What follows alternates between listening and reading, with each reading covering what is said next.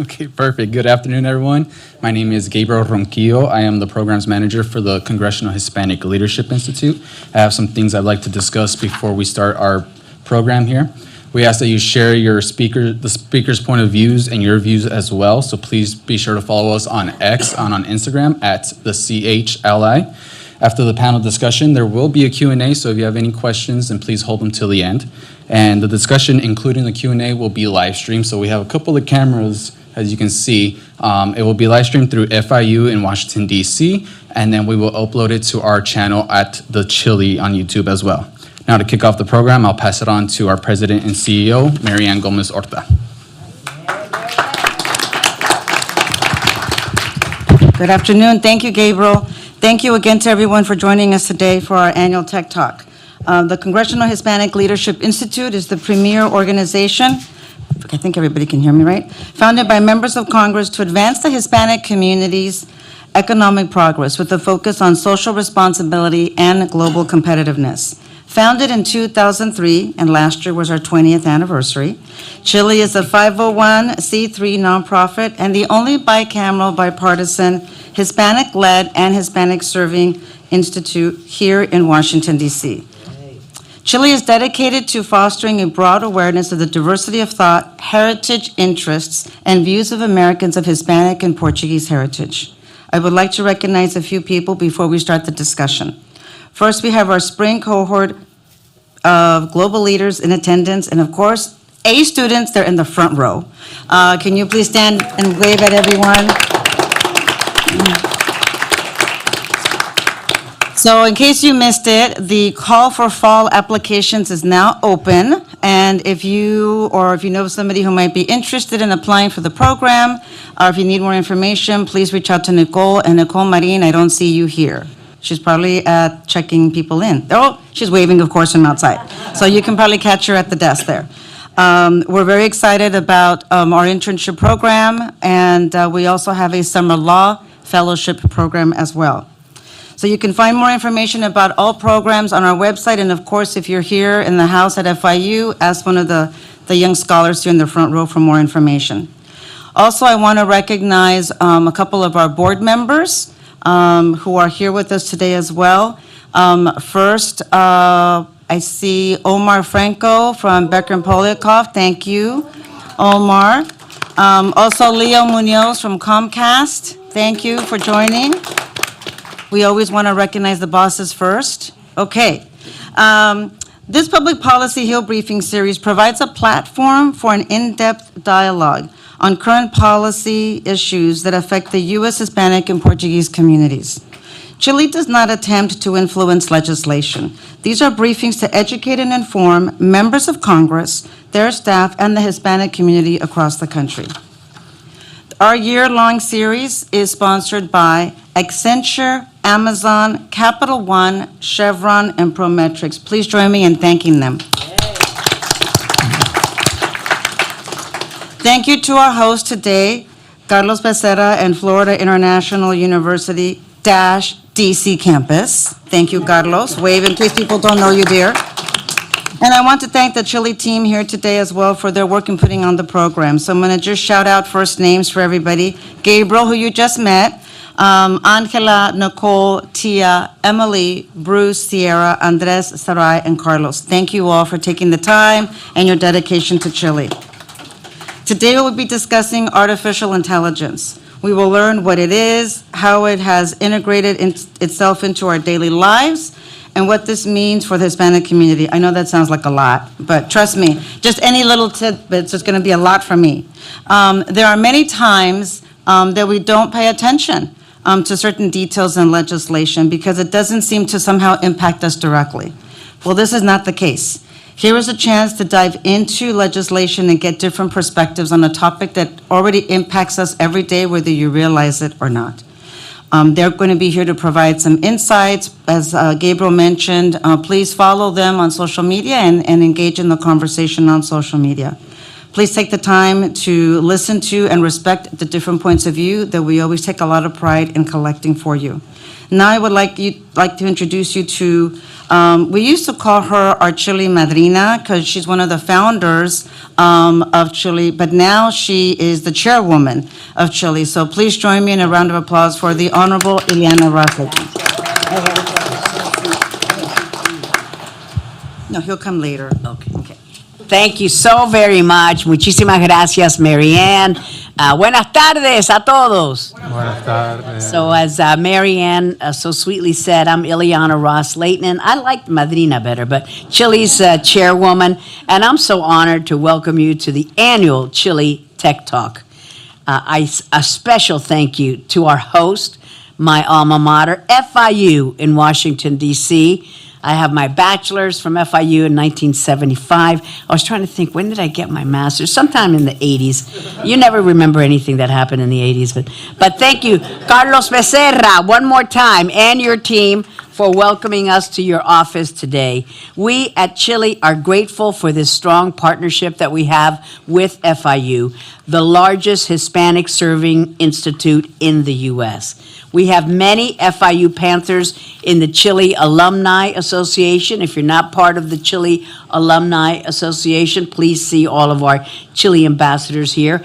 But we always make room for an excellent FIU student in the Chile Global Leaders Program. And this public policy briefing is about artificial intelligence.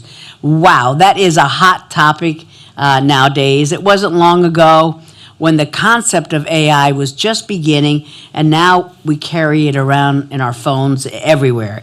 I'm glad that we're having this discussion today. There's so many questions that we all have about artificial intelligence, and also what other countries are doing. Are we behind? Are we vanguards? What kind of regulations cover AI? And this set of speakers will be able to teach me a thing or two, because my knowledge level is at an all-time low. So that's no kudos to you. When you start so low, anywhere's up. So they'll be teaching me a thing or two about artificial intelligence. We'll hear from leaders in AI, data analysis, and more about how AI has been integrated into our daily lives and what we can expect from it. And Marianne, thank you for giving me the opportunity to say a few words. And remember, if you're an FIU alum or a Chile alum, we want you to be part of our alum organization. So Marianne, I'm going to turn it over to you again. Gracias. All righty, thank you.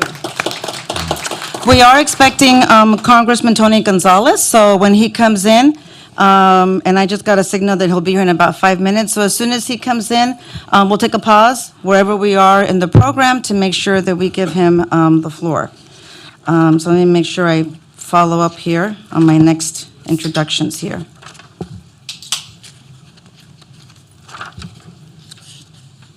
So I'm going to pause here to make sure I have these pages set aside for the congressman, and then introduce our panel and for the discussion. So next is, I want to introduce someone who we have not had an opportunity to connect in a very long time. When I started with Chile in 2011, right? 2011. Susan Gonzalez was actually on the board at the time with Comcast. And so we've also Californians, and so we kind of compare notes, and we've, over the years, compared notes on taking care of our parents as well.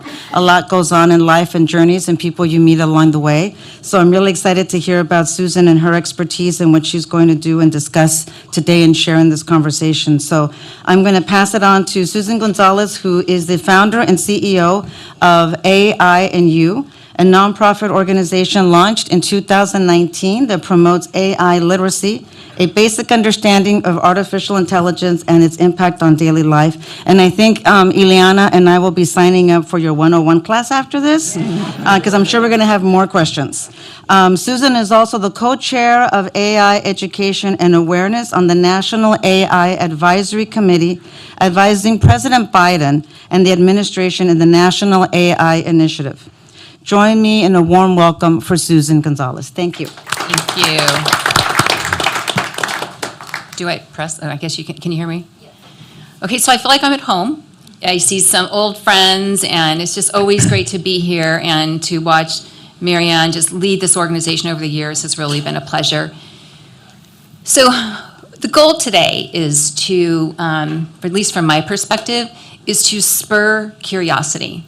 If every person in this room walks out with just a little curiosity to overcome the fear of AI, this was a success. And let me just give you a brief background.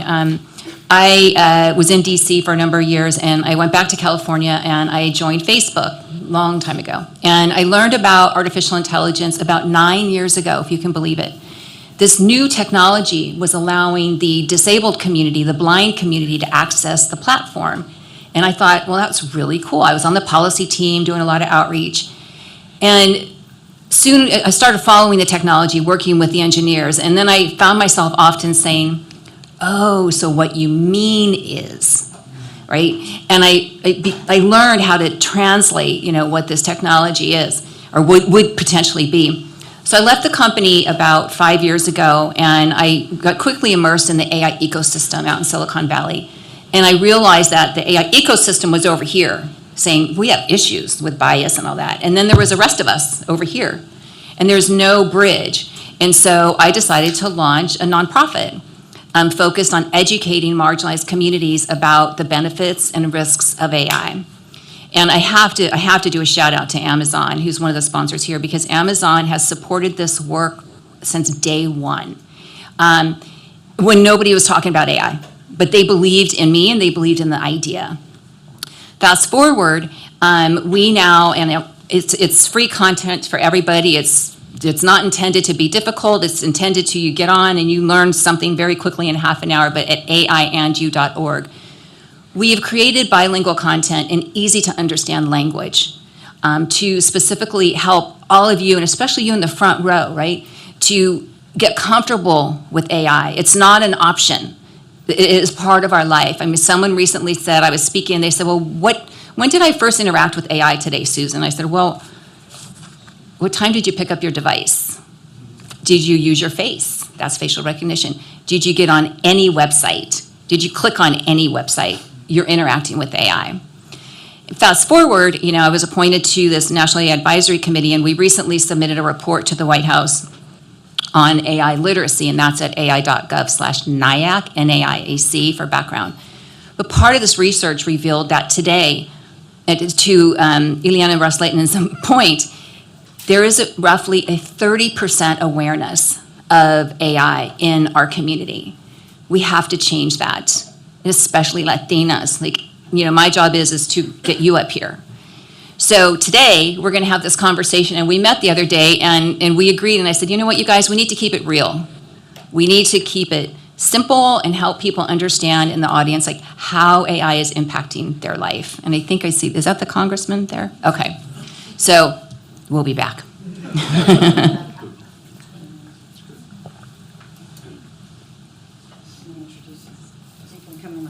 You can do your video thing with him, not me. Okay. So as I said, thank you, Susan. Thank you, and this will be perfect because he'll get his comments in, and then we can continue here. So as we were mentioning earlier, Congressman Tony Gonzalez is also a board member of the Congressional Hispanic Leadership Institute. And not only are we super excited and... Oh, thank you. Thank you. So Congressman Tony Gonzalez is also a board member of the Congressional Hispanic Leadership Institute. He represents the 23rd Congressional District in Texas. And is that your district, Jorge? Okay, that's his district, all right. So before coming to Congress, Representative Gonzalez was a cryptologist during his time in the U.S. Navy. Thank you again for your service, sir. And he rose to the highest enlisted rank of Master Chief Petty Officer for his support of combat operations in Iraq and Afghanistan. The congressman also not only sits on the House Appropriations and Homeland Security Committees, just a couple of really busy committees lately, but he's also has a rock star chief of staff, Cesar Prieto, who is a former global leader who used to formerly sit in the front row at all of the events as well. So without further ado, Congressman Tony Gonzalez.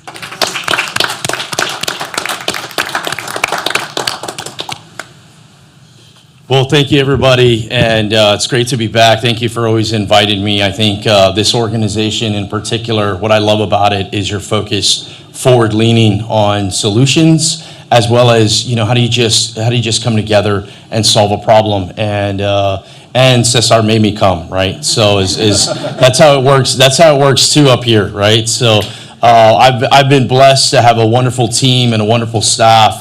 But AI it's a good topic that you're having, especially in the Hispanic community. What upsets me the most is we always get pigeonholed about talking about immigration. And I love to talk about immigration. I have half of the southern border. There's a lot happening in my district, but there's so much more to the Hispanic community than just that, right?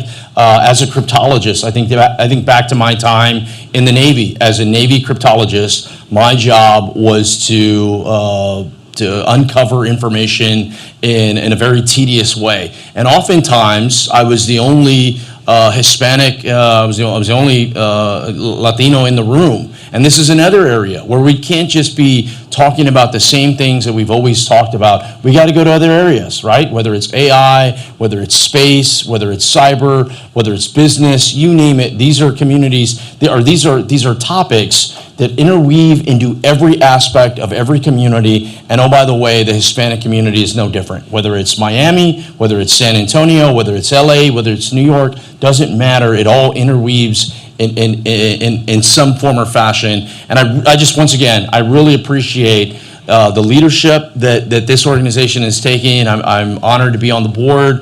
I literally just had 2 hearings, and you were kind of always bouncing around. But I wanted to make sure that I came today and showed how important it is that y'all are having this discussion today. And then ultimately, y'all can lean on leaders like myself and others in Congress to get something done. Talk is great. I love talking. I'm about done talking right now.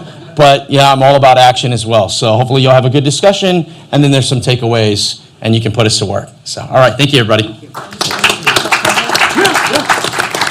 If you don't mind, we're going to pause just for a second to take a photo with the panelists. If you can join us here, right here next to the other Tejano. Okay, We'll start okay. right here. Yeah, good. And everybody here. And then can I have Omar, Ileana, Leo? I'm Tony. And was there another board member that I missed who walked in? Leo, Omar, Hey, good. Ileana. Okay. Great. Please do. Yes, 100%. Yes. And Carlos Becerra, ¿dónde está? Where do you? Behind the chairs? Okay. It's 0-0. It's 0-0. It's a tough. Andres, does that work?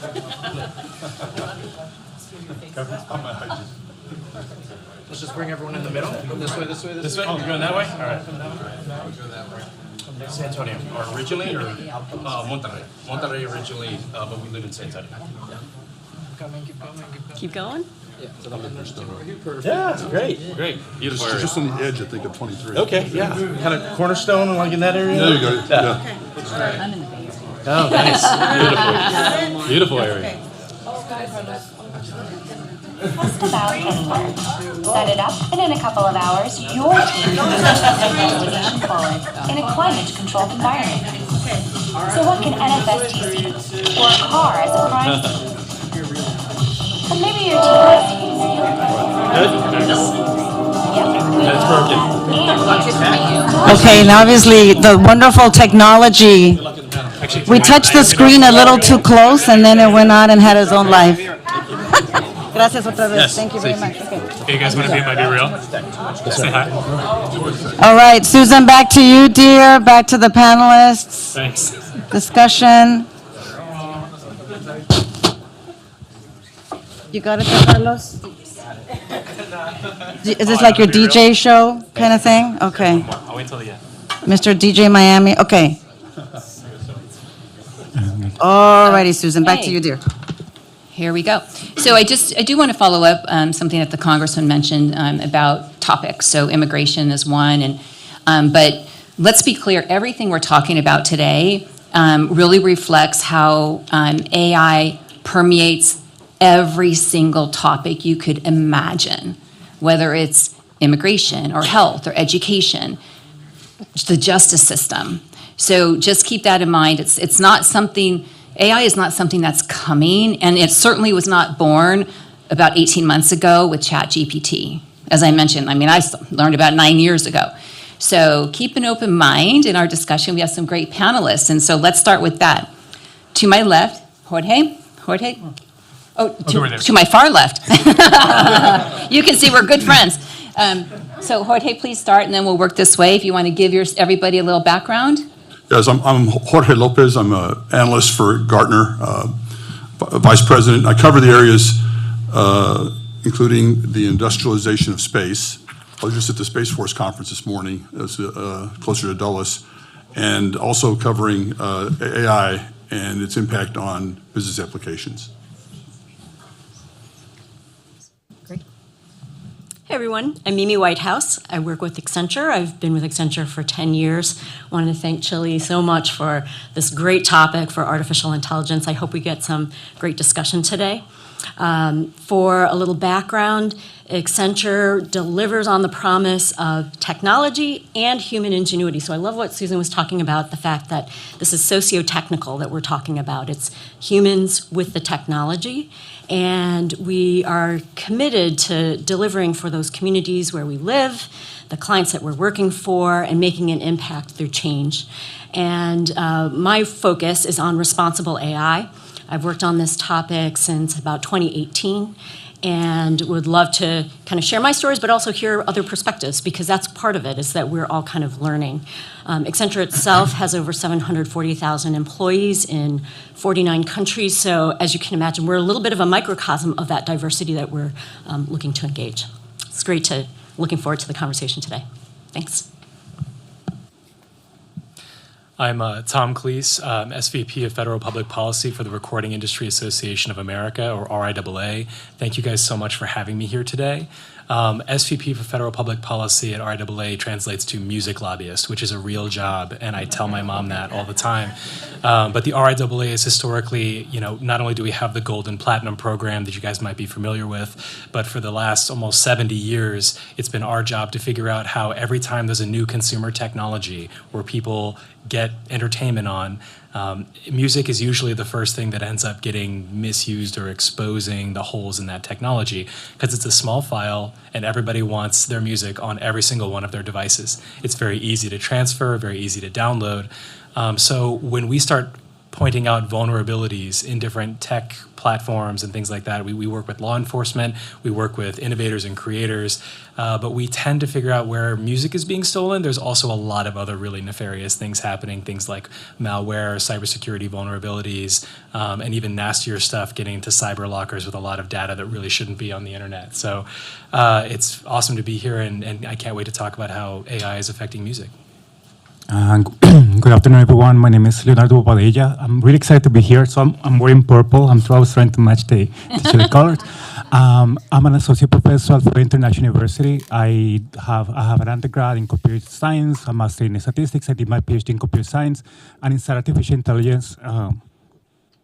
My research area is robotics. So I'm focused on robotics for environmental monitoring, conservation, also privacy in robotics. And I'm really excited to be here. I teach the artificial intelligence class, and it has been growing a lot. So when I taught the class 4 or 5 years ago, it was only 35 students. Now we have like 3 sessions of 60 each. And it's not because of the professor, it's just the topic. There's a lot of interest in that. Oh, just own it. You're a great professor, I'm sure. Well, actually, this is a great start. Why don't you help us understand how AI is impacting education? We could start with that topic. Now, I'm going to assume that most have heard about generative AI, so such as ChatGPT, or there's a few others. There's Gemini and Claude 3. There's a number out there. And there are benefits and risks for educators and students. So tell us your perspective. Yeah, and I think that AI, I see both kind of risks and opportunities, and it's one of the kind of biggest fears that I have around. That there's a STEM gap. I guess we Hispanics have maybe 18% of the workforce, and there's only 7% people in STEM, right? And I think when it comes to AI, the gap can be wider. I think things are kind of moving fast. I would say maybe 3-4% of Hispanics involved in AI. So one thing that we have to kind of do is kind of broaden the base. And I think AI can give us that opportunity. I guess there's a lot of like challenges that our students face, being speakers of English as their first language, for example, or first generation students. I think AI can give us that opportunity. Can you hear me now? Yes. Okay. So I think AI can give that opportunity to create personalized content. For example, I imagine that some cultural appropriate context, students that have deficiencies, that happens a lot in Miami, I guess. We have a lot of students whose first language is Spanish.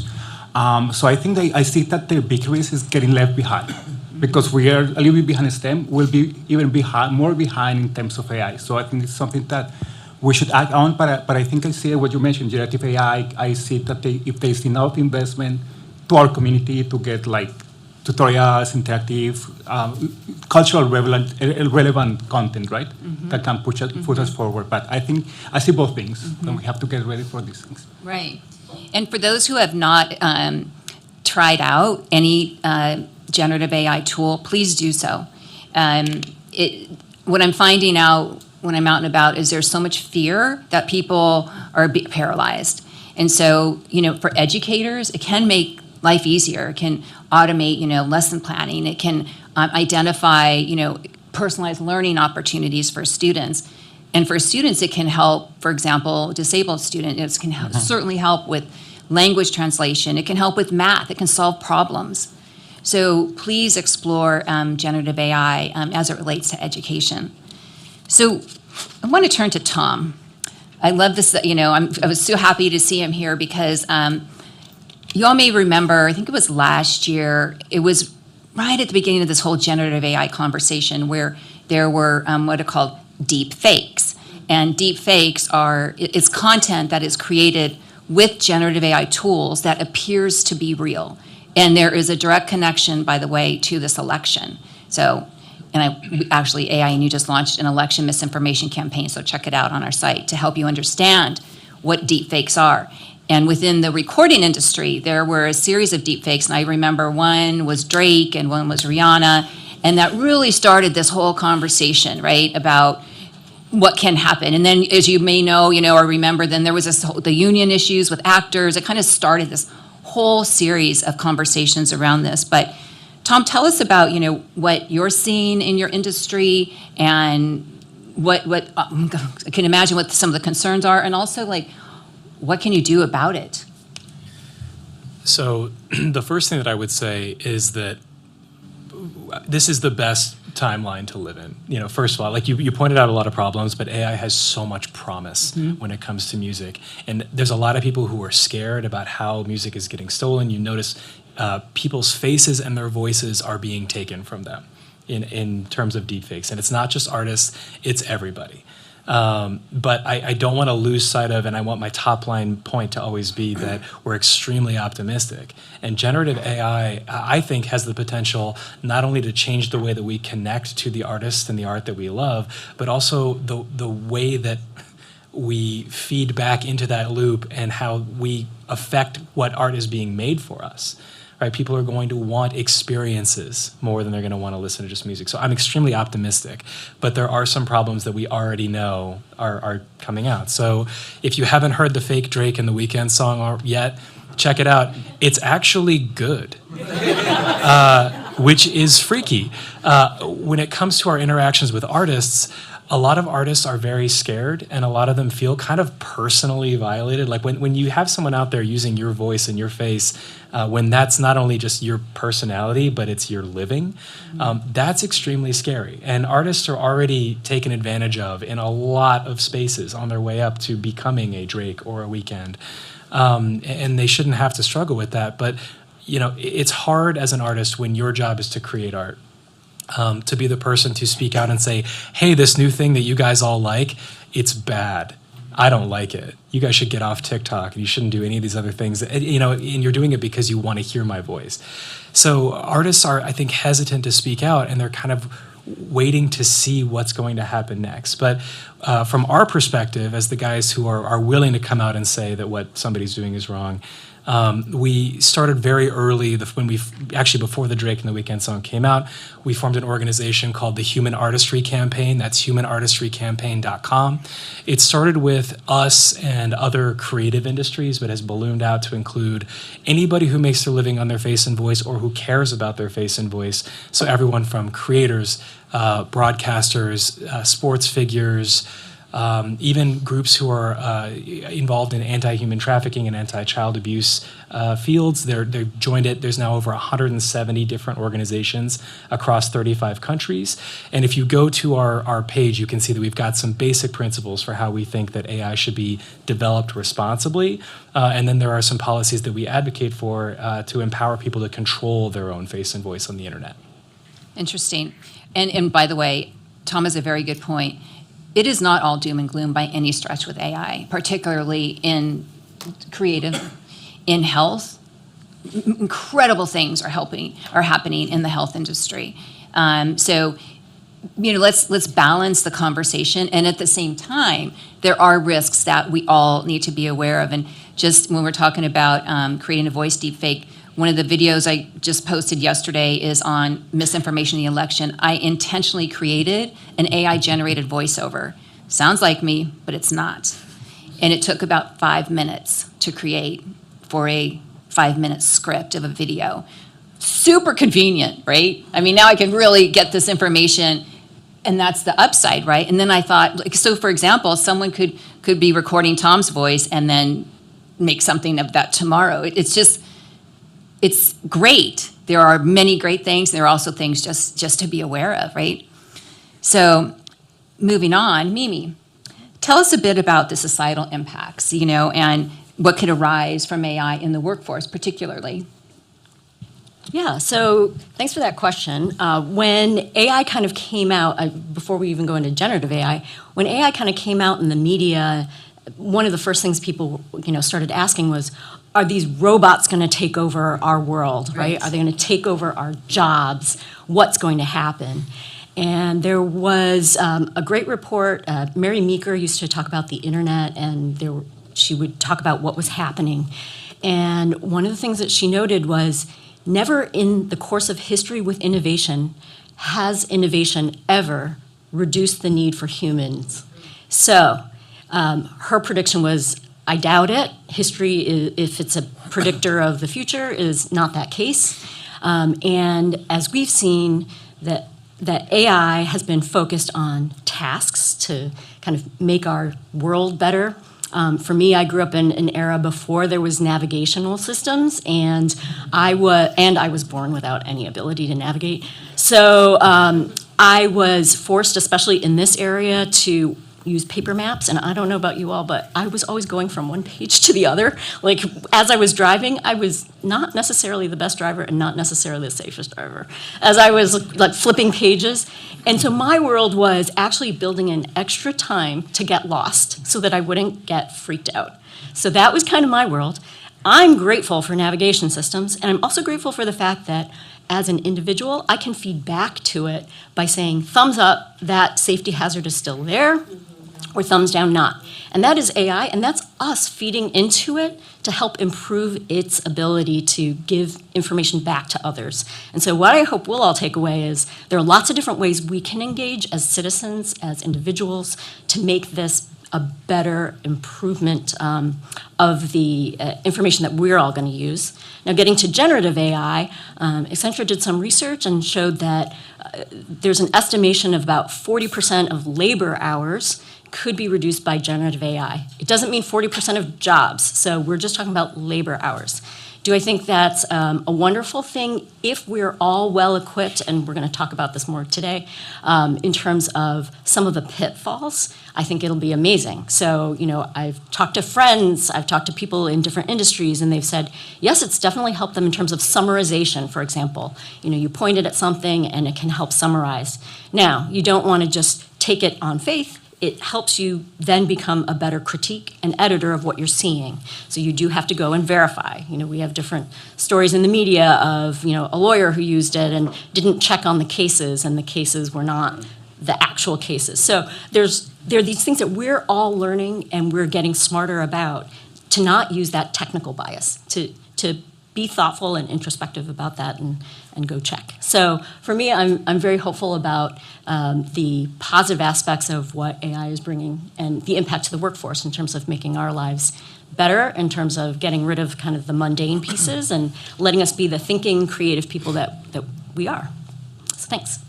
Thanks, Mimi. Mimi brings up a great point about our thumbs up, right? So I think one thing to keep in mind is that AI needs data to work. We are the data. So every time, and that's not a bad thing, right? I mean, every time we're clicking, we're creating more data, which is why on your favorite streaming site, you get comedies because you tend to watch comedies. It's the AI working behind the scenes. So just keep that in mind in general when you're online, is the minute we click, we're sending the AI a message like, I like this. I want to see more of it. My family and I, we had this round conversation about, so what's in your news feed, you know? And my sister's older than I am. She's like, well, all my articles are how to stay young.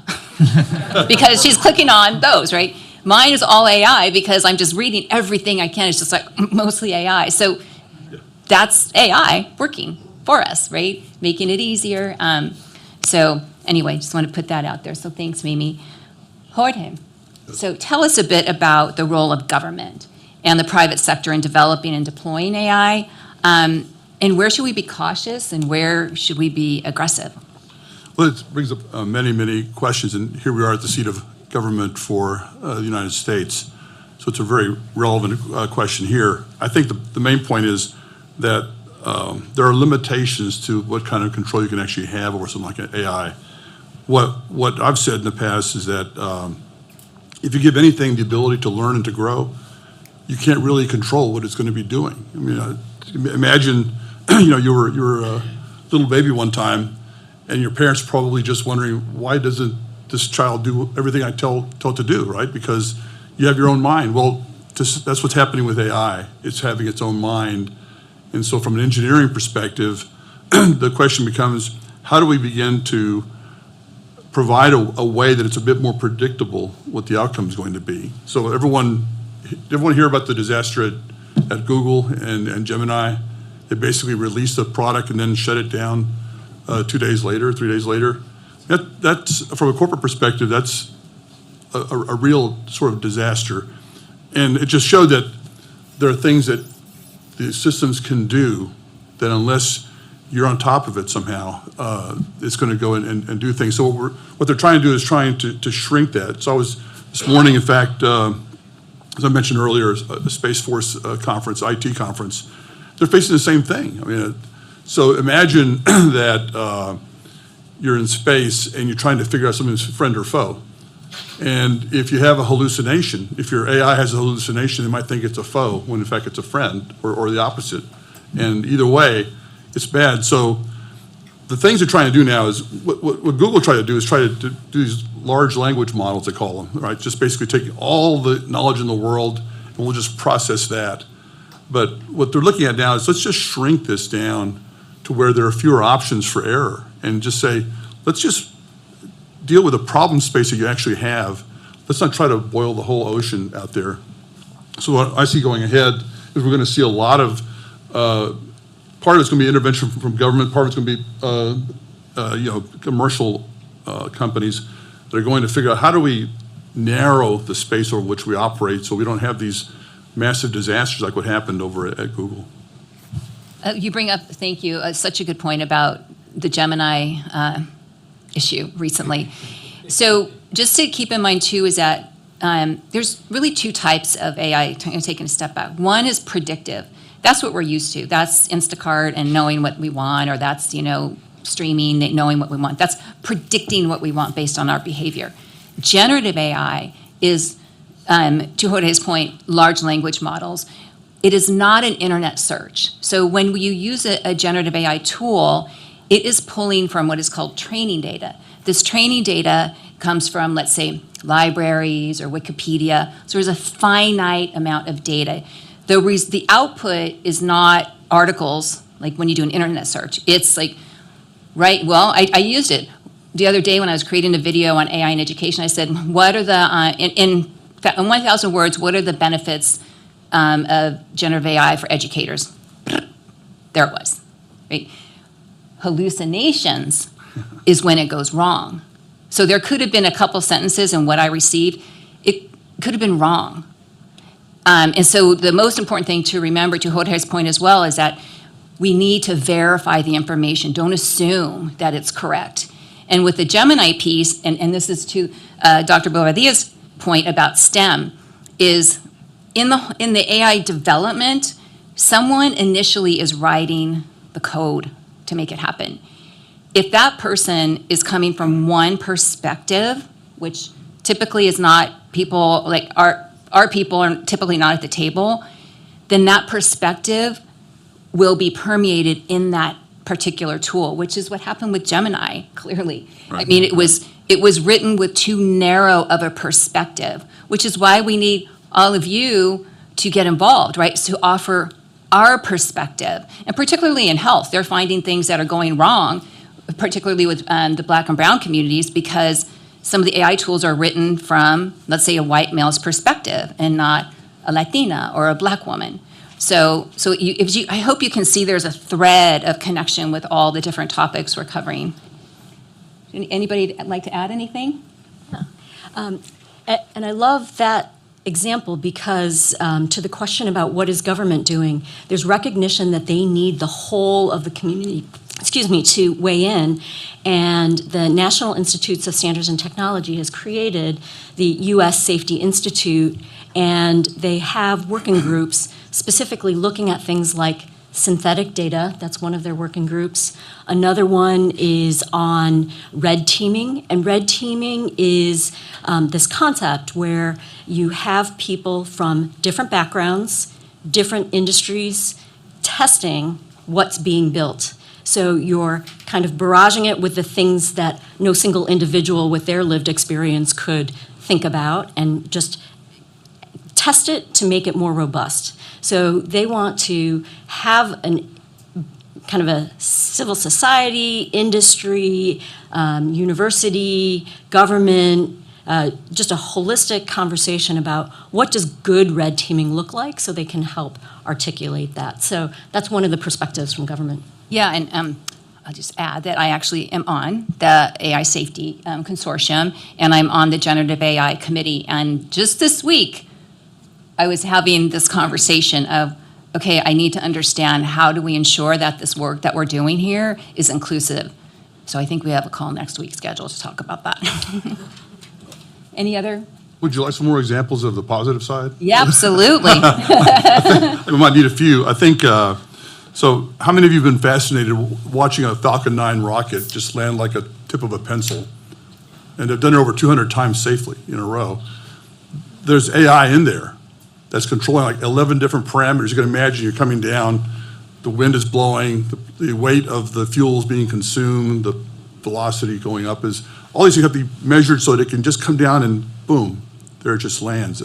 I still can't watch it without going, wow, every time it lands. Another area that I think is going to be a significant career potential for all of you here has to do with generative AI is being put into design tools, like for engineering design or for architectural design. An example would be, let's say you're an architect and you're trying to do something new, but you're asked to, can you kind of fit into the vegetation that's in the background here? So maybe you're in the Rocky Mountains someplace, you want to kind of look architectural like that. Well, Gen AI can actually present to you thousands, even millions of options, of design options that you can look at and even combine, so you can create your own unique stamp of what your design is going to be going forward. And then it does the grunge work of actually laying it out and optimizing it, which is something that can be a killer for some architectural projects, but that's happening now. So if you go to Autodesk, for example, Autodesk is a company that has a project that really incorporates this to improve architectural design, you're seeing engineering design, and again, I think also because of music and artistic elements, wherever you have some sort of creative element, those tools are going to get much, much better to offer you more capabilities than you had before to make you a better artist, a better architect, a better engineer. And along those lines, just let's keep in mind that the technology today is the worst it's going to be, Right. right? It can only go up. It can only be more efficient, and there are greater risks that come with that as well. But you know, I mentioned that I created the AI-generated voiceover 3 months ago. I didn't want to use the tool because there were too many blips. A month ago, it worked very well. And by the way, instantly also translated it to Spanish. So, Dr. Bobadilla, tell us a bit more about, I'd like to talk, you know, understand more about students and jobs and upskilling. And I'm trying to understand this more because remember 10 years or so ago was you've got to get into coding, you've got to become a coder. Well, guess what AI can do? It can code. So what are we telling students and how do we support job upskilling and preparation? Yeah, I think this is a really good question, and it took me by surprise. I think I've been in the AI space maybe 18 years, if I count like master and PhD, and it was really surprising how ChatGPT is generating code. So I may felt that I have lost like 5-6 years of my life, programming. But I think it is interesting how to. I don't know if I'm going to be in an arms race against ChatGPT to do things that he cannot do. But what I say is that all students, regardless of their major, should take like a AI intro to AI for a class, because I think having a kind of a broad background or perspective of what is AI, what is kind of the part, different areas, like some of what Jorge and others have been mentioning, was computer vision, was machine learning, having this broad, I guess, understanding of the area can help students for all majors, right, to understand the basics and implication and ethical potential issues. And I imagine that how innovation will be driven in AI will be by domain people, like a medical, someone from like a doctor say, I have this problem with my patient, I think AI can help here. And now he has to communicate with a computer scientist or with a statistician, and they can like jointly work towards solving that problem. But that can only happen. All students, we have to do that in college, I guess. All students, regardless of the major, being business, being political sciences, because I have met out of political science students, and I think that's really important because they're going to be close to decision makers, to people who create policies. So that will be one thing in terms of skilling. Everyone, like at the college level, should take this AI for all. One thing that I've seen a lot, and I think people are concerned in terms of lawyers, journalists, and programmers like I used to be or like me. But I think because I work in some of these areas and I have colleagues that work in these areas, that kind of affect the Hispanic community overall, maybe agricultural, construction. I've seen a lot of developments in agriculture and construction where I think people that work in these domains will not be doing the work, but maybe doing programming the drones or programming the robots or interacting with drones. So I felt there's going to be a lot of need for ourselves, right? Keep ourselves updating, see the development, but also people who are in these fields where Hispanics are overrepresented and may affect them. See how can we get, I guess, some pathways for them to retrain and be able to use these tools that are going to increasingly appear in agriculture if they're not showing up like a lot of companies like Tesla showing like humanoid robots, construction, 3D construction, automation. I think these things will come really soon, and we have to kind of get ready for these educational pathways to have our community kind of be able to use these tools and be part of this conversation. Right, and I would just encourage the students here today to really be forward thinking. Don't live in the moment right now when you're trying to decide which path to take. Do some research, because it's not either you're this or you're a data scientist. Those are not just the two options, right? There are other things, as the doctor is referring, within the AI ecosystem. Look, I mean, I have a business degree, and I am deeply embedded in the AI ecosystem. So there are many different ways that we can be part of the conversation and be the voice for our communities as well. So I want to get back to the recording industry. I don't know why I think it's super fascinating, but Tom, tell us, like, what about the legal control over your own face and voice, and specifically how it affects the Hispanic community as it relates to your industry? Well, it affects any community that has something unique to contribute to our culture. And so I think about this in terms of, we just had the 50th anniversary of the birth of hip hop, right? Going from something very small and unique, isolated in a couple of communities on the East Coast and the West Coast, to becoming the most popular music in the world and the most widely emulated. I think about if this technology and some of the abuses that we're seeing now had existed during the birth of hip hop, why would industries have built up around, putting communities like Brooklyn and Los Angeles and like why would these have built up when somebody could have just like taken the face, taken the voice, and then just had technology write the rest of it. All of these artists would have been cut out of the loop, and you wouldn't have seen the sort of innovation in these different fields of music that you have now. What we're very, very worried about is seeing specifically Latino and Hispanic music being stolen and having those communities cut out of the loop of the music business. This is something that resonates very much with the sponsor of the No AI Fraud Act in the House, Congresswoman Maria Salazar. We approached her first when we were talking about this issue because she was somebody who's been a public figure for 20 years before she ever came to Congress. She's very aware that she represents the Miami music scene, right? And we're in this really exciting moment where it's not just like, I think about the 90s when it was like, oh yeah, I like Latin music. Now it's like, what kind of Latin music do you like? And in popular culture, people understand that. You have regional Mexican music breaking the Billboard Top 100. It's not just Latin, it's not just reggaeton. Like, it's different things that are putting unique communities and like their unique sounds on the map. And there is such a threat that, you even just saw with Bad Bunny, there was a deep fake of him a few months ago, and he went, it was what? It was really good. It was, yeah, exactly. And Bad Bunny had to go on TikTok and tell his fans, like, you can like this, but it's not me. And what we're so worried about is a world where, whether it is hip-hop artists or someone who's going to create a whole new genre of music a few years from now, the future for an artist cannot be that you take your entire lifetime to develop this sound and to develop what you want to say, and then the most you can hope for is to break through and then have somebody just want to use your face and voice for their thing and to take it from you and leave you with nothing to say about that. And today, there are over 120 to 200,000 songs uploaded to Spotify every day. Those are real songs, like written by people. We are anticipating that could get up into the millions, if AI music is allowed to proliferate without any guardrails.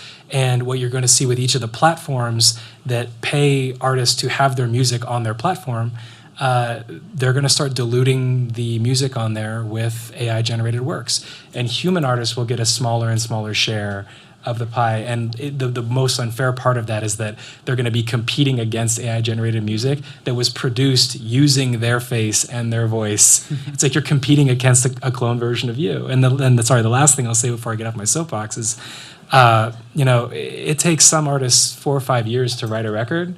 It takes how many minutes for AI to generate a record? It's almost impossible to compete against that. But if an artist wants to do a duet with their voice from 20 years ago, if the next Eras tour is going to have older Taylor singing with Taylor today, it's kind of her choice when that gets rolled out. It's not ours, and it's not anybody out here's. Interesting.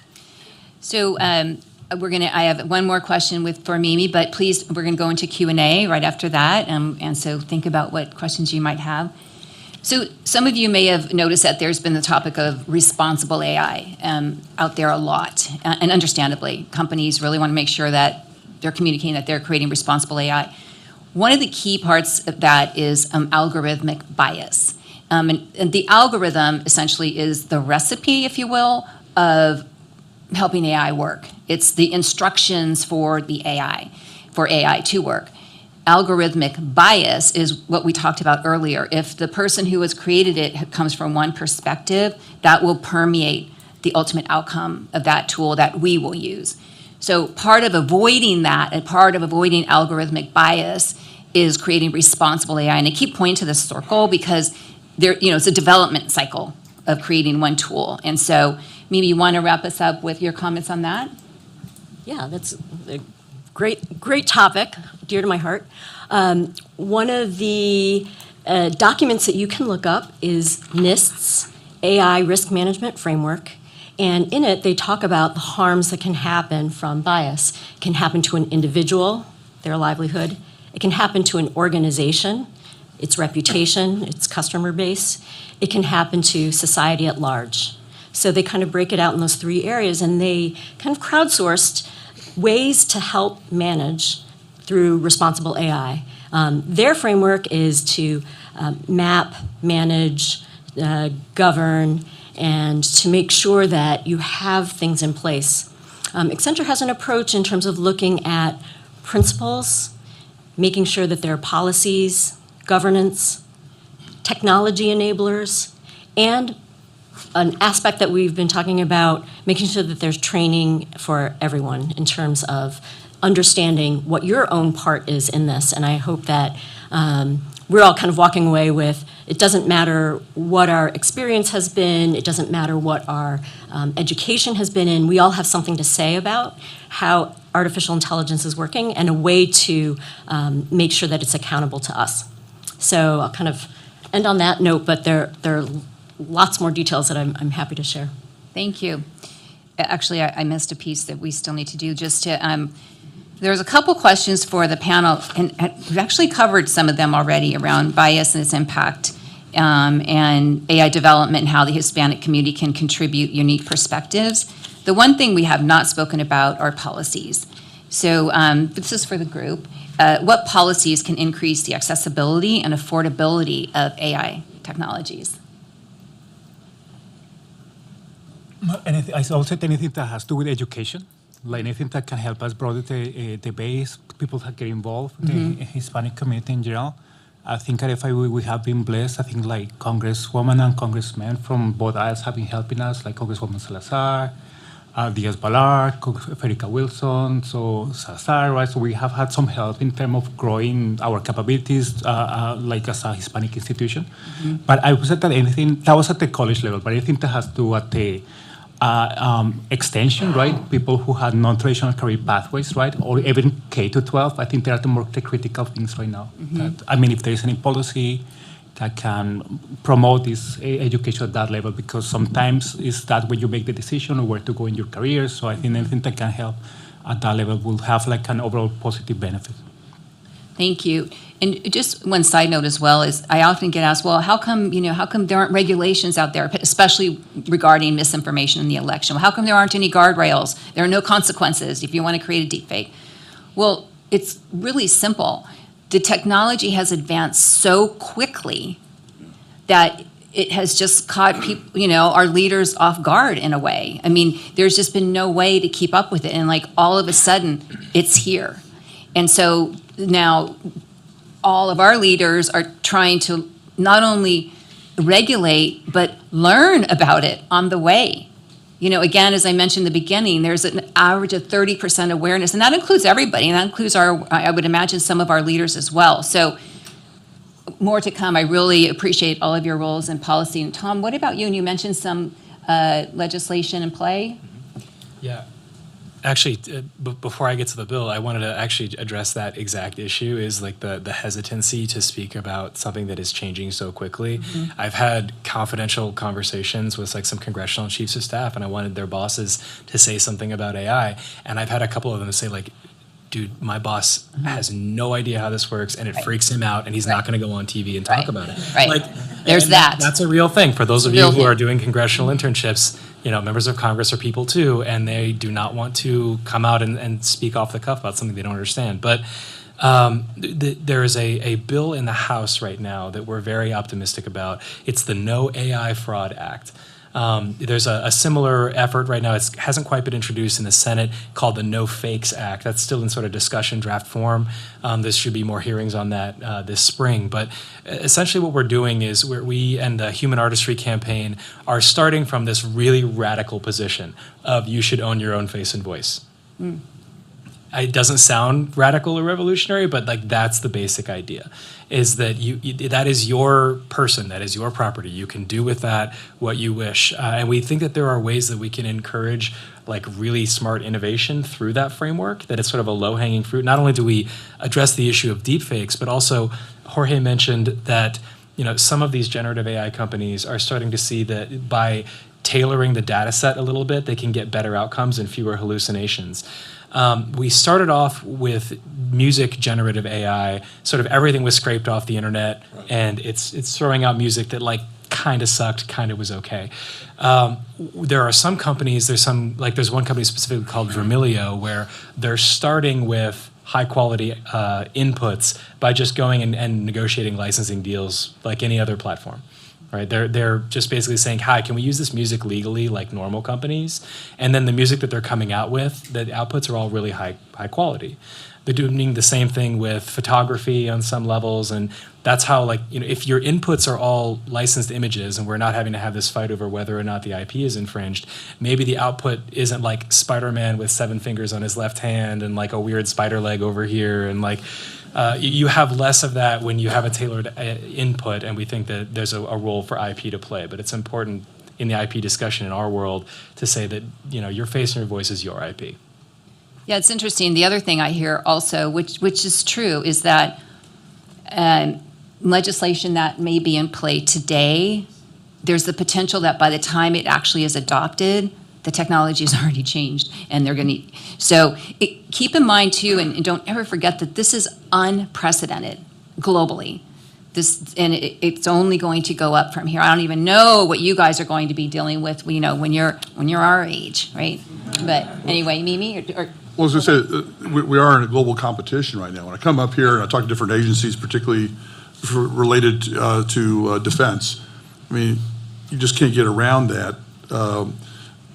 If anything, you don't want to prevent the development of something that could, in fact, be your primary defense, because your rival may develop something that could really disable you. Like suddenly, all of our infrastructure stopped working, right?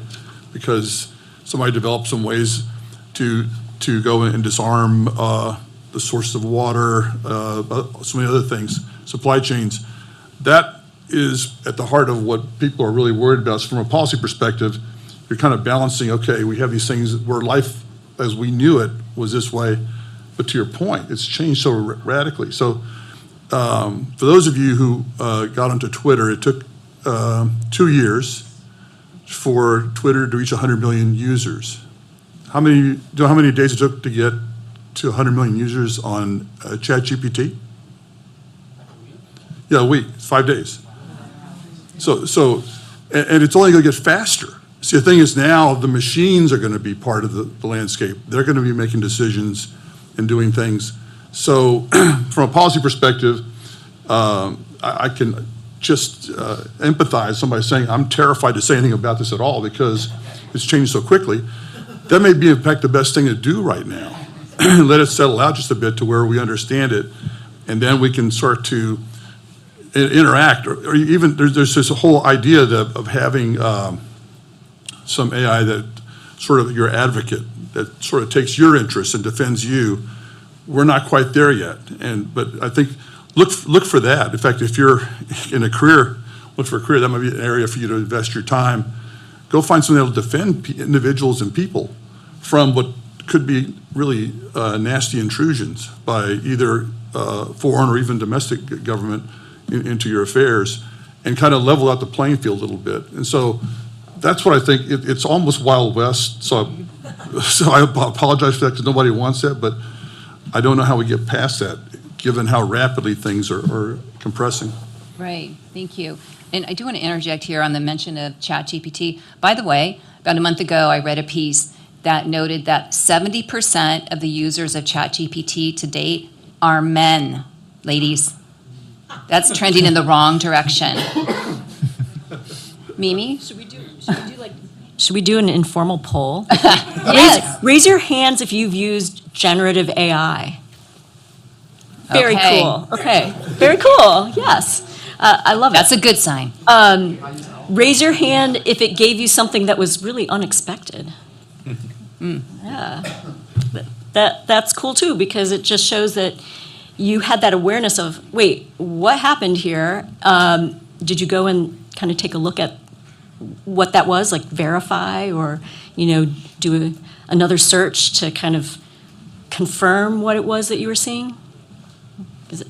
That's great too, because that just shows like a whole other level of understanding of how you're interacting with that tool. And I think that's what we need, is that kind of introspection of, okay, what I'm seeing is maybe not fully something that I should believe as is. I should go ahead and verify it. So I think that's wonderful. There's something that Accenture works on in terms of our own individual upskilling, and it's this idea that we come to the workplace with skills, in hand, whether it's through education or lived experience. We have our aspirations of how we want to contribute to the world and the work, and you have to contribute to the work. But also, what is the openness of our mind in terms of learning? And if you can provide that learning, if that learning is available to you, can that culmination of these three things make you able to handle the change that's coming with so much kind of innovation that's going on? So I love that you guys have been experimenting and checking it out. Yeah, that's great to see. And I just want to follow up Mimi's point where you mentioned, verify. I don't think anything could be more important than verifying misinformation or information that appears correct during this election. So essentially, you really cannot believe anything you see, read, or hear until verified. I mean, that's just where we are. It's already happening. We've seen it, and it's not any one particular campaign. It's not. It's a global issue. It's happening all over the world. So, yes, you're absolutely right, Mimi. I did try to, it's called jailbreaking. I did try to actually see if generative AI would give me some information about elections. And I will say it's pretty cool that we all are learning, and there have been guardrails put in place where I was not able to get it to tell me anything that I really wanted. It kept referring me back and just saying, I can't, I am not able to answer that right now. Go look up the information. They'll tell you to go look up the information. Yeah. That's great. There's somebody here saying Right. she's looked up the information and, and it's saying, referring back. So that's pretty cool. And keep in mind, too, that generative AI tools, there's a finite date of which that information is good. And so the last, I don't know, it was the initial ChatGPT launch, it was dated up to 2022 or 2021, yeah. So again, it's not an internet search. Okay, I missed one question, then we're going to open for Q&A. Jorge, tell us, if you will, what you see as a growing trend in AI and its impact in the Hispanic community, and how does Gartner anticipate trends with such fast-paced growth? Well, I think to your point, it's where's the growth going to be? Because actually, it turns out the Hispanic community is extremely well positioned. And let me just lay out, I've tracked also geopolitical trends, and one of the things, the forecast is that the fastest growing economy over the next 40 years is going to be Mexico.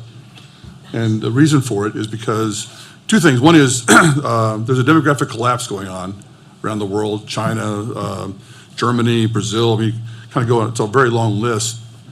But Mexico, around Mexico City, has an enormous treasure trove of younger people. They're also highly educated, all right? So, and because they're next to the U.S. economy is going to be driving a lot of that as well. It is so attractive that you're finding that's how it's changed so rapidly. So from a standpoint of Hispanics, you're going to see people then who can then bridge the cultures between the U.S. and Mexico. I mean, I live in San Antonio, have family all over Mexico, especially around Monterrey. Monterrey's nickname, anybody know Monterrey, Nuevo Leon's nickname? It's Monterrey, Texas. Because the economies are so close, the supply chain is so tight that it just looks like it's one unending flow. So you're going to see that continuing.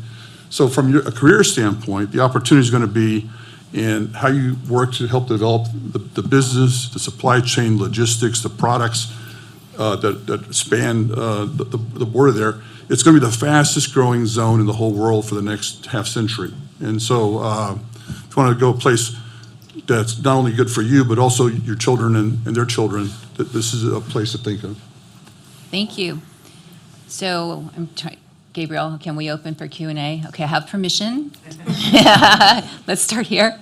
Awesome. So I just want to start off by thanking every single one of you. Give me 1 second. Yeah, before, no, yeah, of course. We are going to start in Q&A, but if you could just stand up, introduce yourself, where you work, and your position, and then we could go ahead and start from there. Cool. So sorry to start with your consent. He runs a tight ship. Yeah, I was listening to the whole time, so I was like, okay. But hello, everyone. My name is Mia Rodriguez. I go by the preferred pronouns they, them, theirs. I'm a student at FIU here in the Emerging Technologies Fly-In. And to shorten, my CV a little bit because I already said it once and it was really a lot. I study politics, international relations, Asian studies, and law. So I want to once again thank every single one of you here today because I could ask every single one of you a question, I would. But I think my question lies into something that I think if any of you wanted to answer, feel free to do so. Where when I've been researching AI and seeing and listening to some of your answers, it's always obviously in the context of technology.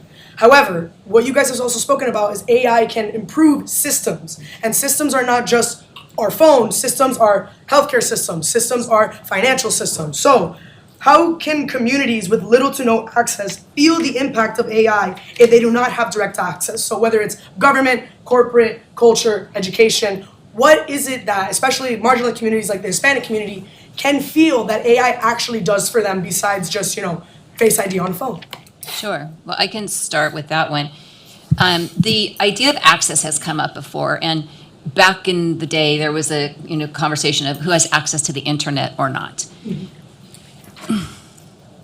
The Hispanic community over-indexes in devices. So it's not a question of accessing AI, it's a question of understanding it. The minute you sign on, you're interacting with AI. And so this is what my day job is encouraging people to it's AI literacy. It's understanding the basics. So you mentioned, finances. So for example, there are AI tools, and this is kind of one of those not so good things, is that when you apply for a loan on your phone, the AI tool, or wherever, the AI tool will track how many mistakes you make. By definition, we're going to make more mistakes on the phone. So the person can be dinged for a loan simply because of that or because of their zip code. So that's my day job, is helping people understand, because we have to start like anything else in education, right? You have to start with a foundation of knowledge before you can build on it. Small business owners, I would imagine, I'm guessing, that the majority of our small business owners do not know that there's an AI tool that they can download that can help manage inventory, customize marketing, improve business communications, monitor competition. But maybe the small business owner a few communities down, they have that AI tool, but they both can get it on their phones. So for me, it's a basic understanding. And welcome anybody else. I agree with that. I think that AI as a area of computer science is perhaps one of the most interesting in the sense that brings a lot of things that we've seen in math and systems and programming, but at the same time has the advantage that connects with a lot of sciences. So a lot of foundations of AI have to do with psychology, with cognitive sciences, with economy, neurosciences, and I feel that a lot of disciplines will find a point of connection where they can start this road to learn more about the discipline. So although it's challenging from a technical point of view, there's a lot of potential connections that we can take advantage and through a lot of people from business, philosophy, logic. So it's just a matter of taking advantage of these little connections. Right. Yes, Mimi. Yeah, there was an comment about health before, and to answer the question about access, the FDA approved a while ago AI that could help diagnose diabetes, eye degeneration due to diabetes earlier. The importance of that is that not everyone can take time off of work to go see one of the few ophthalmologists that had the right training, and they were able to encode that in something that now can exist in like the drugstores in our neighborhoods, so that one's daily life is not as impacted, but you can still get that medical care that everyone deserves. So the democratization of some of these specialties is kind of an interesting phenomenon that's occurring, and I do think in that way, I do hope for our health to be improved overall. Next question. First of all, good afternoon. Thank you so much for the panel. Y'all have done such an amazing job. My name is Christopher Lugo. I'm an international student from Florida, from FIU. I'm majoring in computer science and doing my master's degree. My question is about government, actually. So I know that AI is a pretty hard topic, and our government, their average age is 58 years old. So that means they, besides being a bit in the older side, they have that disconnect of technology. Right. I believe that the lack of regulations is not of how fast AI is going, but that disconnect. Mm-hmm. What do you all have to say about that? And also, I know that you all have been saying ChatGPT. there's this website that is called there'sanaIforthat.com that you can see like hundreds of different AIs outside of ChatGPT Yes. that help you. Yeah. But yes, in regard to So that. I would love to answer that because that is a real thing, right? I mean, like we are, I'm not going to say that there's a capability gap, but like there is a generational gap where this is not the technology that our lawmakers grew up with. But one thing that I will say is, as a group of like young people who are engaging with this technology, vote. Seriously, vote and call your representatives. Make your voices heard. There is, as any person who's worked in a congressional office here will tell you, when the constituent calls, they get listened to, even when they're a little crazy, but they get listened to. There has to be lines of communication, or this system that we've got here doesn't work. We have this ethnic democracy, and right now, I think there's a lot of people who maybe kind of feel that there's no point in trying to speak out, but like, there is a point. There is a person there answering your calls. Make that known. And like, the Hill needs to hear so much more from people who know what they're talking about. And that's how they're going to come to form those points of view faster than any other way I can think of. Great. I know we have but I want to keep addressing some questions. And by the way, good sign seeing Congressman Gonzalez here, right? I mean, we need more of that. Okay. Good afternoon, everyone. My name is Sephora Thomas. I'm from Florida International University, majoring in cybersecurity. So my question is very straightforward. How do we think we're going to help people overcome the fear of being afraid of AI? It's already here. And like you mentioned, when you met with the congressman, he didn't want to deal with it. So how are we going to bring them in? Because people are running away from it, and it's here. So how are we going to overcome that fear? Well, it always begins with education. And so what's happening, and please chime in, is what I encounter every single day, and sadly, a lot from our community, is that head is in the sand, I don't get it, so I just don't even want to talk about it. That is the worst thing we can be doing right now.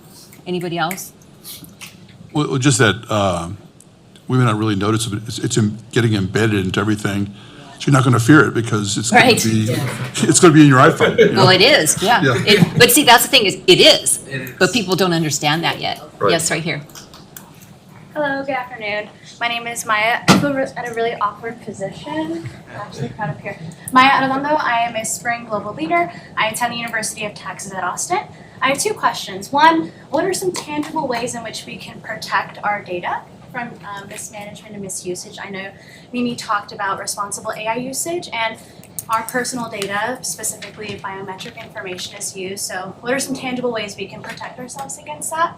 Second, in regard to the recent TikTok legislation, what are ways in which AI is encroaching or a threat to our national security? I'm a legislative fellow at the House of Representatives, and a lot of concerned constituents call and say it's impeding our national security. Can you possibly elaborate on the tangible effects that we could see directly in our districts? So, thank you. So I'll start and then hand it over to Mimi and Jorge to on the latter. But how do we protect our own privacy? Well, here's the thing. It's in our hands. And I actually have a little video about that. But specifically, let's just start with cookies. And it's annoying, right, when those things pop up. And the quickest way, because we want everything, we just hit yes, yes, yes. Okay, well, you're giving them access to your data. Necessary only. And it's, right, either decline all or necessary only. And then some of them don't even allow any of that. But like that's a tangible way to begin. A. B is be aware of your clicks. Because your clicks, we create a digital footprint. Again, it's not a bad thing. I mean, talk about health research. That's how they're getting the data, is by our clicks and by our searches. So anybody like to comment on the latter? I'll just talk about the other side of data and sharing data. There was a chief data officer in one of the agencies of Health and Human Services, and he gave an example of what if somebody in a town had an adverse effect from hip replacement surgery, and this physician had never seen it before, but actually it was something that was known, and it could have been shared to them if people were willing to share their information across numerous databases, not about themselves, but about the fact that this adverse effect had happened, and then that physician would be smarter about being able to see the sign and take action. And so his point was, we're doing a great job in the government of making sure that there's informed consent for sharing of health information within the government. He was saying he would love to have additional education on how that information is protected and the benefits of sharing that information. So I found that to be really an interesting conversation. It's not just a this or that, but also there's kind of a nuance in between. But you know, it's a great question to ask in terms of, how do you protect your own self and your data? Thanks. Time check, can we still, I'm waiting for. take questions? Are we good? Yeah. Okay. I have this gentleman right here. Hello, my name is Pierre Zora. I am a student at Florida International University and my major is business analytics. And I have a question specifically for Tom. I remember you said that generative AI can help positively connect people with artists, and I just wanted to know, one, how do you think that's possible? May you further elaborate? And if there is any specific technology that you could think of that is helping people further connect with artists. Yeah, so the ways that it's going to connect people to artists is the way it's going to have, I think, a major influence on how people access music, right? I think it's going to lead us to a place where we have a lot more immersive entertainment. If we just take gaming as an example, in the last few years, and particularly during the pandemic when everyone was locked inside, there were these interactive experiences that people had with artists. You could see a show in Fortnite, you could see a concert in Roblox. There's a greater demand for those types of experiences for people to do that. And where there is a demand for it, like artists want to meet their fans where they are. So more and more artists are going to do that. I'm personally stoked for a future where I can interact with AI-generated NPCs in a game and have a unique conversation every time I'm interacting with it. But I'm also the guy who used Midjourney to make his Baldur's Gate characters. So maybe I'm on a far end of the nerd spectrum. As far as you think, right? yeah, but what I would also say about that is one technology specifically that I've had the opportunity to interact with a little bit is it's changing the touring industry right now. So if you're a small artist and you're wanting to go out on tour to make a little money, play for some people, get your stage chops, it's no longer the case that you have to hire a big manager. I mean, a manager can still definitely help you, but there are now programs that are looking at, that they can track where your music is being listened to around the country, how much it's going to cost to go to those different venues, how many people tend to go to shows like yours in that place, and you can book out a tour that is specifically tailored and bespoke to your types of art based on the metrics that your music has, when it comes to streams and when it comes to it's so exciting to see that maybe there's going to be some places where artists wouldn't normally go and then suddenly realize oh no, the thing says that it's profitable for us to go play a show there. Let's take this show where we haven't been before. That's just one example. It's going to change touring. It's going to change merch. It's going to change every aspect of what we do. And so that's why I'm optimistic about it, even though there are some problems we have to address, but it's going to be pretty cool. Great question. I know some hands were in the actually, we'll take you right here in the red dress. Hi, my name is Dr. Alexandra. I am a Florida International University alum, both in the realm of international business and business management. And currently I'm actually running for Congress, which is why I'm here today to learn more about AI. I coded 40 years ago. That's when I learned to code.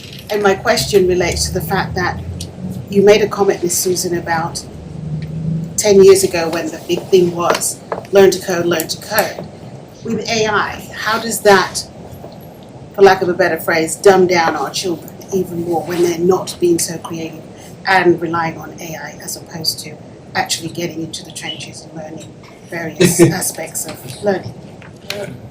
I wish I had the answer, right? It's all happening real time, so it's more to come. But I think also while some things, for example, coding, may not be as in demand over time, there are other things, particularly in the creative side of things, like with video and art and all of that, those things are going up. So I don't know that anybody, can anybody I get have a a question about It's prompt a- engineering. Do you feel like that's? No, it gets subsumed in the next technology wave. In other words, coding, yeah, it was really important because there wasn't anything better than that. Now we have things that are better than that. Now the question is, how do you manage those things? And so a lot of money is going to go to people who are helpful, say, okay, how do you manage what gets coded, what projects to do? And I think to your point, then you go on to the creative arts, it could be engineering as well, and design, architectural design, those areas that provide a purpose for then what would have been called coding in the past. in the back? Yes. Hi everybody, my name is Andres Avila. I'm currently a senior at FIU studying economics and computer science. Susan, you mentioned something about a white man's perspective when it comes to organizing AI.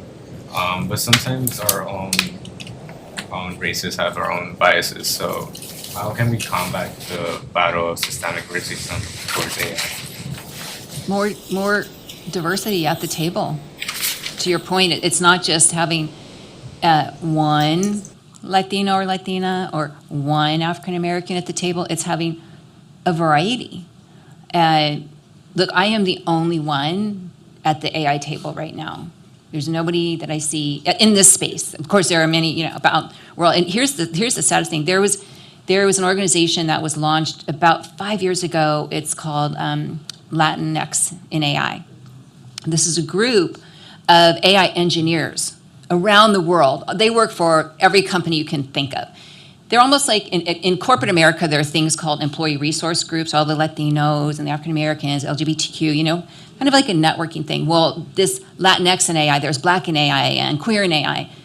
But the Latinx in AI global organization, sadly, I don't know the exact numbers, but I'm guessing 90% of them are not US based. That's a problem. So yes, it's having more of you at the table.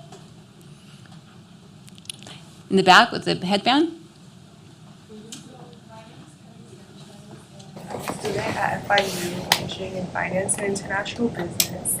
And my question relates to the topic of, the fake voices and music, but more terms in how do you think the Congress people will regulate AI generated explicit pictures or videos? So for example, during the Super Bowl, there was these pictures of Taylor Swift going around, and there's sometimes these videos of people who aren't really in that specific industry. So yeah. Tom, you're the most active, right? So when the explicit deepfakes of Taylor Swift went up on X, they were seen by roughly 45 million people before X took them down. And that's Taylor Swift. She's got good lawyers. Our concern is, not just Taylor Swift, but it needs to be everybody. So that's, again, coming back to our ideas that we're really advocating for. And actually, I should have mentioned before, but there were laws, there's a legislation being signed into law in Tennessee tomorrow called the Elvis Act, where they're trying, because they're a home to a lot of artists there, they're trying to get ahead of the curve, and they're essentially creating a property right in a person's face and voice. They're expanding on the idea of right of publicity, but they're expanding it beyond just something that protects famous people. And that's something that we're advocating for here at the federal level, because there needs to be a level of responsibility and accountability. But right now, when it comes to owning your face specifically, for example, the law changes from state to state. It depends on where you are. You have to have a pretty good lawyer to untangle that. We're trying to figure out how there can be a streamlined way for you to get in touch with, someone on the internet and say, that's my face, take that down. Like, you don't own that, I do. It's kind of similar to pirated music, which is a battle that we fought for a very long time, and we're going to keep fighting for artists on this one too. Perfect. Thank you all. Is there anybody else who has a Q&A? Can I get a raise of hands who has one? Just how many do you think we could do? Oh, we can just Do you tell me? We have time, so it's up to the panel. Well, we We have have until like another 15 minutes, so why don't we Yes. continue the Q and As? I know gentleman in the back had his hand up for a bit. Hear me. I'm Edwin Canizares. I'm one of the program managers for the policy team over at LOLAC. I have a question about policy and legislation. I wonder if the narrative or the idea we adopt that people are too old to understand in Congress, how technology works, is just an excuse and it's getting in the way of our advancing the legislation that we need to do this.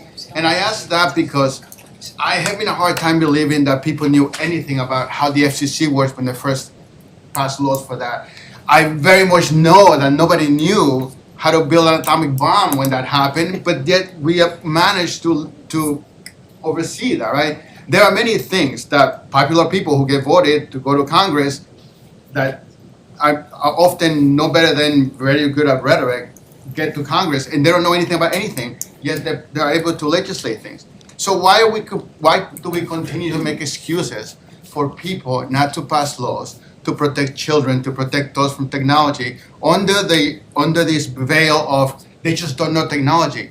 They don't even know how to buy a house, and we just passed laws just now that are protecting people a little bit better just last week over there. So why do we continue to? Why would you continue with this lie, with this farce about, they don't know technology, so they cannot pass laws about it? What do we do there? Can I just start on that one thing too, is that keep in mind that this issue, AI is unprecedented.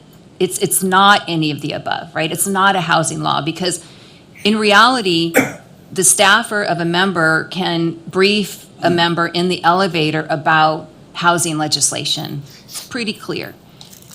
This is not, let me update you in the elevator situation because it's changing so quickly. So let's say the issue with Gemini, so maybe somebody was briefed about, well, what does that mean? Well, what is a large language model? Well, what is forget it, I'm just not even gonna go there because so I think that's real. I don't think that it's an excuse, it's just real. And there is a generation issue because the reality is the majority of congressional members are not even on social media. It's just a different generation. So I hear you, and I'm not saying I don't disagree, but I think it's the reality of the pace of which this is happening. Look, if there was any foresight in how this was going to impact this election, there would have been legislation drafted 4 years ago, but no one saw it coming, right? Now we can grocery shop online. Well, it's that same technology that is allowing misinformation to be created by anybody. So that's just my perspective that I hear you, but I think there's just some truth to it is that, and it takes like someone to stop and listen and understand the basics. And I just don't think that they're doing that. Anybody else? And I hope that none of the anecdotes that we've told give the impression that we think that's a good excuse. Right. There are sometimes when you're talking to staffers who are trying to get their members ready for something, they will just tell you, my boss isn't ready to talk about that yet. And that's why I do think it is so important for people to be pointing out to Congress, like, no, you need to talk about this now. We want these protections now. Mhm. And this is not something that you can put off because we've been waiting for comprehensive privacy for how long? We've been waiting for some of these things on what we would now call legacy social media. We've been waiting for those things for a very long time, and I don't know that we can wait that long for this technology. So it's definitely not an excuse, and I'm looking forward to seeing more members sort of stand firmly and say what they think on these things. But it does go back to members such as Congressman Gonzalez, who was here earlier. He took the time to get here to address this group, and he's of a different generation. I mean, that's a really good sign. Right here. Good afternoon, everyone. My name is Paul Ramstad. I'm currently a Chile Global Leader from the University of Illinois Urbana-Champaign. I'm currently placed at Congressman Del Ramirez from Illinois. And my question to you guys is regarding millions of Americans will be voting for the first time this coming November. And oftentimes they've used social media as their primary source. And these social medias we get oftentimes get algorithm biases that only feed us what we want to see, and the comments only support what we hear. And is there any concerns that social media, especially with the use of AI, will further create echo chambers and further polarize our nation? 100%. Yeah. I mean- So is there anything we could do to combat that? with, you know, algorithm bias. Well, get to that It's point. too late. I mean, it just is. It's simply too late. So, and that's what my organization launched yesterday, is this campaign to help people understand that it's too late. There will be no guardrails. You know, a number of tech companies, to their credit, have come out recently saying, well, we're not going to allow that. I'm not sure how that's going to be managed. So the reality is it's in our hands as voters. Again, sadly, to not believe anything we see, read, or hear until we verify it. And be very aware of your clicks. Because the minute you click on something, you don't know where that came from, you are now going to get more of that. And you could consistently be getting misinformation, and the next thing you know, you're swayed on an issue because you just believed all that misinformation. Anybody else? I know, see, we're all stunned because it's a sad fact. I think you nailed it. We're just in a place right now, it's a transition between the world we have today, which is still sort of like playing out the success of World War II, right? We had a lot of consensus of what we were doing, but it's changing completely. I mean, you've got now the guy who heads Russia saying, well, I'm going to deploy nuclear bombs in space, right? Where did that come from? What law applies to that, right? So it's just that we're in a different world where people are willing to do things that we didn't think they were willing to do in the past. And so it's going to be really, every generation has its opportunity to go and build the future that it believes in and it wants. And it could be going to Congress and saying, let's go get these laws in place. Same time as what kind of country, how do we want to govern ourselves? How do we want to, these are all things that are on your shoulders, carry forward, and hopefully you can see that there have been some successful times in the past to give you the confidence that you can do this and get through it. And that's, I'm going to encourage you to explore then the thinking that says, how do you address this? Because we're in a place right now where the answers are still not clear, but we're sort of seeking out what are the right questions to ask. You guys are going to be working on the answers. You know, one thing, and I want to follow up, Marianne mentioned in your opening comments about global, that this is a global issue, and I just want to present just as a sort of an anecdotal story. So there's the UK consulate is in San Francisco, tech consulate, representative of the UK. We met and I started talking about AI literacy, about this need for our people, especially marginalized communities, to have a basic understanding. Well, they came back and said, you know what, Susan, we share space with around 15 other global country representatives. Will you give us a briefing on what AI literacy is and how important it is? Next week, myself and 2 colleagues in the Bay Area, we're meeting with, I think it's up to 12 country representatives, because everyone wants to understand this more. And within the last 3 months, France, the UK, and another country I can't think of, have launched AI literacy efforts in their countries. So it's all new. Yeah, I just want to paint that picture, especially for those in international studies. It would be super interesting to pursue that angle of like where AI sits in these different countries. Perfect. Thank you. That's a great way to wrap up the Q&A session. I will now introduce our President and CEO, Marianne Gomez-Ortega, one more time to close out the program. You know what, Marianne, Yes, one thing before you start, please. If I can just ask everybody here one thing, is to walk away from this having a greater curiosity, but also sharing what you've learned today. Share it with all of your friends and all of your family, because that's the only way our community will not be left behind. Thank you. So thank you. Another round of applause to all for the discussion. Thank you, Susan, for making me all go back. Before we officially wrap up, I do want to give the podium and couple of minutes here to our host, Carlos Becerra, and to Susan's point as well. We have these briefings here in Washington, and we have the honor today of having it live streamed from FIU's DC campus here. But one of the things that has come up is who is responsible to share what with whom? It starts in this room and it ends in this room. So I remember growing up, my mom, I grew up in a farm worker camp, and I remember when I would raise up my hand to say something, and my mom would be, no. Los educados, those other people that have these educations, the people that do this, the people that do that, it's their responsibility to say something. But you understand, because you're here and of your questions and the responses, it is not other people's responsibility. It is our individual responsibility. So if you have not called your member of Congress, that's your homework assignment today, okay? If you don't know who that person is, look it up, ask each other, ask Carlos here, if you're a student here, practice it. And it's sometimes, the fear is usually because we haven't tried it, we haven't done it.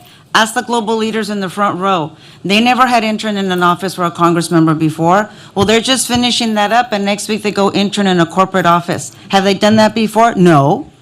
They're not going to know what's going to happen, but they'll tell you about it in 2 weeks, right? So it's just a matter of time. It's not that scary. So it's easier to help other people when you make that first phone call. So your homework is call your member of Congress, tell them what you've learned, tell them what you want them to learn as well, and how are you going to help with that as well. And then you turn around and you help mom and dad and people in the community. So hopefully everybody has that homework assignment, and I have your email. So if I follow up with you, I want a yes, I did the homework assignment, Marianne, because I'm also a teacher, not just Carlos. And with that, Carlos. Cool. Thank you, Marianne, and thank you to our panelists. Fine, you've convinced me. This is appropriation season in these parts, and I think I'm committed in the next week to submit one of our appropriations requests using a little generative AI. We're going to see how that goes. Well, welcome to FIU in DC. As our friends at Chile and so many of you in the audience know, our casa es su casa. We're so excited that who's in the audience and on this panel represents a great mix of our top talent. Great to have Professor Bobadilla here. A little later, we'll have the Dean of our School of Nursing that I know is also tackling a lot of these issues relating to health and AI. Our students, so great to have so many of them here today. If you're wondering, for our panel's background, the good number of FIU plants are here. Your session was probably the perfect kickoff to what is a 3-day seminar for 15 of these students on the future of emerging technologies. So thank you very much, and thank Chile for making that happen. Our alumni, whether they're tackling these issues at federal agencies or in the corporate sector, or our alumna that did end up in Congress, Ileana Ros-Lehtinen, and so many of our partners. Mimi, as a matter of fact, this group will be meeting with some of your federal colleagues tomorrow. So we're excited. And as Professor Bobadilla said, not only would I not be doing my job, but even just as a proud South Floridian, if it were not for our members of Congress also driving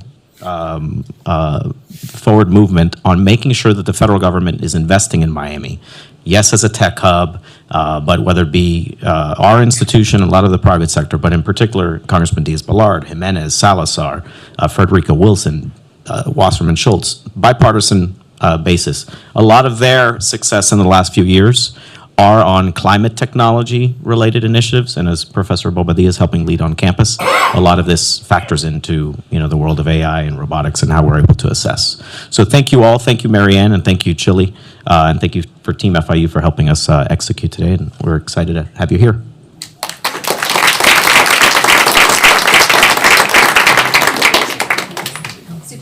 Thank you all, and I think you're all going to stick around a little bit, or if you can, for some other questions that they may have. Thank you. Thank you. Can we do a group picture? Oh, thank you so much. You too. They want a group picture. I wanted to take one more, so I totally get it. I know. Thank you so much. I know, I'm Sorry, I had a question for you, but then I was too shy. It's really nice meeting you. I know. I was gonna ask you a question, but then everybody finished it, and I was like, no, I can't ask you anymore. But I know that they were saying that ChatGPT and Bard, they take a lot of water, it's energy consumptive. So then I was like, what are the steps that are being done to help regulate this, or what is being done to even approach this issue? Because it's I think that's an actual issue. Of course, that training is so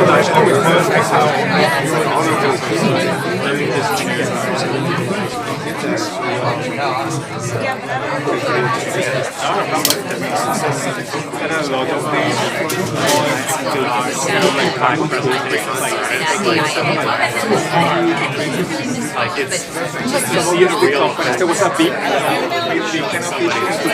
this is how